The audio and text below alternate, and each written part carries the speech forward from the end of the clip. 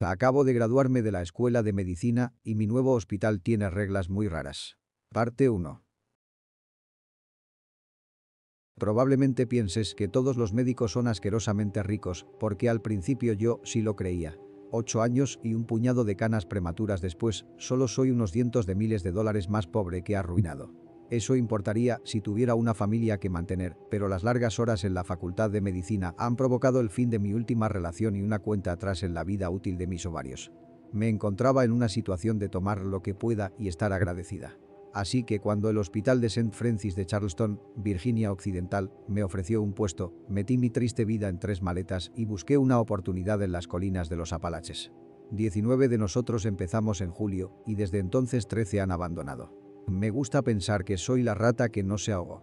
Algunas personas se rompen por dentro al perder a un niño al no ser médicos suficientemente buenos, todos tenemos que ser novatos en algún momento.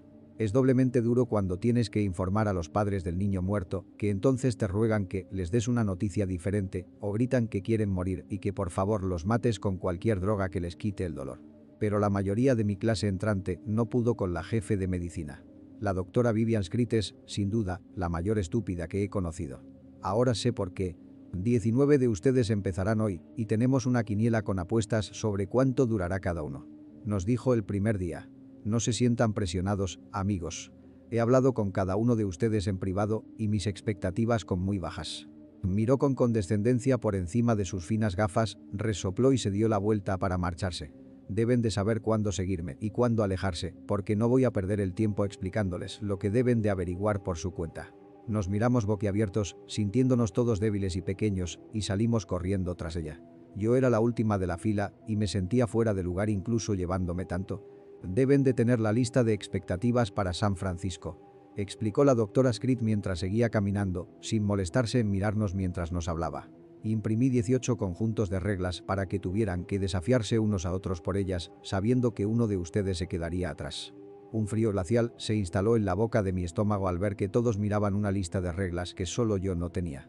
Si no puedes seguir estas reglas, no habrá lugar para ti en este hospital. Lo más probable es que no seas apta para ser médica y debas considerar una profesión que exija una aptitud mental más débil. En ese momento, se dio la vuelta para mirarnos a todos. Y si alguien piensa que soy de las que dan segundas oportunidades después de un error, están lamentablemente poco preparados para el mundo de la medicina. Se detuvo y nos miró a cada uno por turno, aparentemente esperando una respuesta que nadie se atrevió a ofrecer. Bueno, espetó exasperada. ¿Por qué están aquí de pie? La gente se está muriendo. A trabajar. Nadie quería enseñarme su lista de reglas, así que tuve que esperar a que muriera uno de mis compañeros. Tardó casi una semana. Estaba trabajando a las 3 de la mañana porque solo llevaba 10 horas de servicio. Iba corriendo a otra habitación para que un paciente no supiera que estaba buscando sus síntomas en Google. Los médicos hacen esto mucho más de lo que te imaginas. Cuando vi a Myron solo en un quirófano, me detuve inmediatamente. ¿Myron?, pregunté. ¿Qué demonios es eso? Sus brazos trabajaban ferozmente, pero estaba de espaldas a mí, así que no podía ver lo que hacía. Algo iba mal. Myron era el mejor de nuestra camada. Había sido el 10 mejor de su promoción en Johns Hopkins y nos lo recordaba a cambio de responder a las preguntas que nos aterraba demasiado hacerle a la doctora Scritt. Lentamente, me acerqué a Myron, no quería sobresaltarlo. Ahora mismo estamos muy ocupados, ¿necesitas ayuda con algo? No mostró signos externos de haberme oído. En lugar de eso, siguió trabajando furiosamente en la tarea que tenía entre manos. Cuando estaba a 5 pasos de él, pude ver gotas de sangre volando sobre su hombro. Lo que no tenía sentido, ya que había estado solo en la habitación. «Myron», susurré, apenas lo suficientemente alto como para oír mis propias palabras. Me deslicé lentamente alrededor de su lado izquierdo y finalmente vi la escena. Myron tenía el abdomen partido desde el esternón hasta la pelvis. Su esófago se había desparramado y su estómago estaba sobre la mesa. Un hilo de intestino delgado tembloroso conducía desde el fondo del estómago hasta el torso destrozado. Myron no mostraba signos externos de dolor. Estaba demasiado ocupado trabajando. Agarraba con fuerza su propio estómago con la mano izquierda. Los pliegues se le escurrían entre los dedos como pan sin cocer. Su mano derecha trabajaba furiosamente con un bisturí, aserrando su órgano en cintas. Ríos de sudor le corrían por la frente por la intensidad del esfuerzo. Intenté gritar, pero solo salieron gemidos. Eso bastó para que Myron se fijara en mí. Lentamente, levantó la cabeza. Lentamente, sonrió. No era una sonrisa feliz. Con los ojos fijos en mí, se lamió los labios, se clavó con rabia un trozo de estómago y se lo llevó a la boca. Mordió, masticó, luego se abalanzó. Pero la mayoría de gente no sabe cómo moverse con las tripas expuestas a la vista de todo el mundo, y esa fue su perdición. Las tripas de Myron se engancharon en la esquina de la mesa y cayó al suelo. Finalmente, gritó. Había aprendido muy pronto en mi carrera médica que la compartimentación es indispensable. Ese instinto se apoderó de mi cerebro en ese momento y actué clínicamente. Myron seguía agarrando el bisturí con la mano derecha. Le di una patada fuerte y salió volando de sus manos. Me miró fijamente y chilló. Con sus entrañas aún envueltas alrededor de la mesa, supuse que mi mejor opción era retirarme. Me dirigí al fondo de la habitación cuando irrumpieron un médico y un conserje. Y en el momento posiblemente más impactante de la noche, me di cuenta de que no estaban conmocionados. Myron fue anestesiado, sometido y extraído un minuto después de su llegada. Por un momento, me quedé sola con un charco de sangre y el revestimiento del estómago cortado en dados. Y algo más. Una hoja de papel yacía en el suelo, con la esquina tocando el borde de la sangre que se arrastraba. Myron había dejado caer su lista de reglas. La parte práctica de mi cerebro seguía guiándome. Recogí el papel del suelo y salí rápidamente de la habitación, con cuidado de evitar el charco. No quería dejar huellas ensangrentadas a mi paso. Sabía que tenía que leer la lista en cuanto pudiera encontrar 30 segundos ininterrumpidos para mí. 3 horas más tarde, tuve mi oportunidad y me metí al armario del conserje. Con mano temblorosa y agotada, tiré de la cadena de una bombilla desnuda. Traté de ignorar el nocivo olor a amoníaco que goteaba y leí. Reglas del Hospital St. Francis, directrices para nuevos médicos.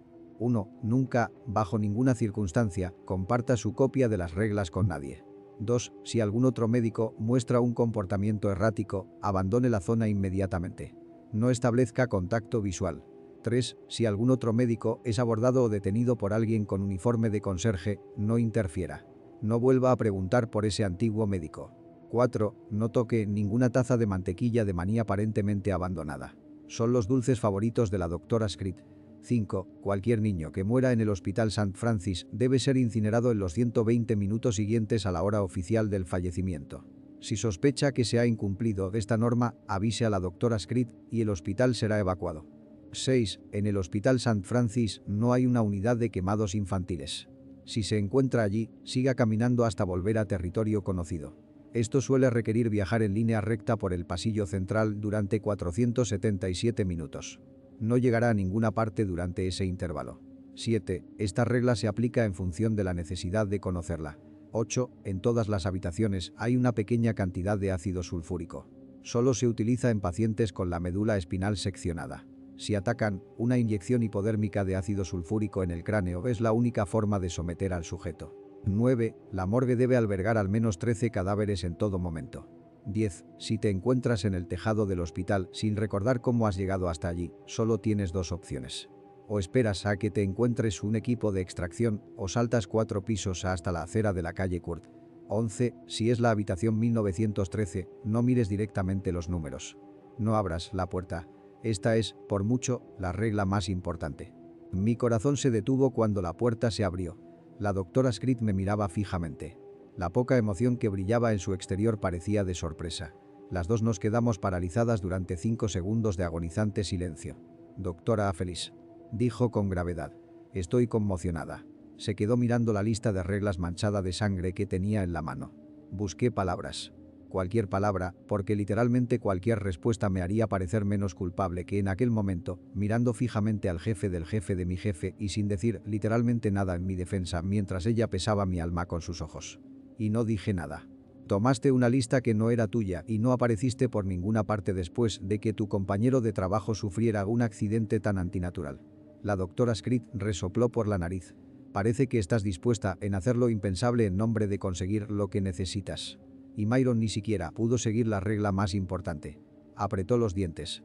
Llevaba 4 años prediciendo que médicos entrantes romperían antes. Esto arruinará mis posibilidades en la bolsa de la oficina. El fantasma de una sonrisa adornó sus labios antes de darse la vuelta para marcharse. A trabajar, doctora. Te quedan 3 horas de turno y esos síntomas no se van a buscar solos en Google. No me di cuenta de que había estado conteniendo la respiración hasta que oí mi propia bocanada de aire. Temblando, salí lentamente del armario del conserje. Puse rápidamente la lista de reglas en mi bolsillo, reflexionando sobre el hecho de que acababa de conseguir lo que podría considerarse una victoria real. Tal vez, solo tal vez, mantendría mi cabeza fuera del agua en Saint Francis después de todo. Me di la vuelta para salir del pasillo cuando me detuve en seco. Todo me resultaba desconocido. ¿Qué demonios había pasado? Miré a mi alrededor. El diseño del pasillo me resultaba familiar, pero todo estaba apagado. Oía a la gente hablar en las habitaciones, pero en las inmediaciones no había nadie, más que yo. Nada tenía sentido. De entonces miré hacia arriba. Y, para ser sincera, me oriné un poco al leer el cartel. Hospital de Saint Francis, unidad de quemados infantiles.